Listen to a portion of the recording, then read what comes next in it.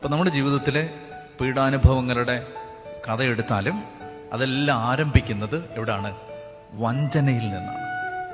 മനസ്സിലായത്? എവിടെയോ ആളുകൾ സത്യസന്ധതയില്ലാതെ പെരുമാറി തുടങ്ങുന്നു. മനസ്സിലാവുന്നുണ്ടോ? ഏതൊരു മനുഷ്യന്റെയും ജീവിതത്തിലെ പീഡാനുഭവങ്ങൾ ആരംഭിക്കുന്നത് എവിടെ നിന്നറിയാം? ദേഹോപദ്രവങ്ങളിൽ നിന്നല്ല, മറിച്ച് ഇത് ഈ ചതിയിൽ നിന്നാണ്. ചതി എവിടെയാ സംഭവിക്കുന്നത്? ചതി സത്യസന്ധതയില്ലാതെ ഒരാൾ പെരുമാറി തുടങ്ങുന്നു.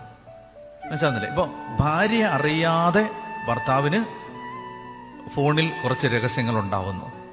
ഒരു കുടുംബത്തിന്റെ പീഡാനുഭവങ്ങൾ ആരംഭിക്കുകയാണ് അവിടെ. ചതിയാണ്, ഒരു ചതി അവിടെ ആരംഭിച്ചു കഴിഞ്ഞു. ഒരു വഞ്ചന. ഭർത്താവ് അറിയാതെ ഭാര്യയ്ക്ക് കുറച്ച് രഹസ്യങ്ങൾ ആരംഭിച്ചു തുടങ്ങി. അപ്പൊ ചതിയാണ്. അപ്പൊ ആ ചതിയിലാണ് ഒരു കുടുംബത്തിന്റെ കാൽവരി കയറ്റം ആരംഭിക്കാൻ പോകുന്നത്. മനസ്സിലായോ? സത്യസന്ധതയില്ലാത്ത സമീപനങ്ങളിൽ നിന്നാണ് പീഡാനുഭവത്തിന്റെ യാത്രകൾ ആരംഭിക്കുന്നത്. നമ്മളാണെങ്കിലും യേശുവിൽ നിന്ന് അകലാൻ തുടങ്ങുന്നതിന്റെ ആദ്യത്തെ സ്റ്റെപ്പ് ഇതാണ്. ഈ വഞ്ചനയാണ്, ഈ സത്യസന്ധതയില്ലായ്മ.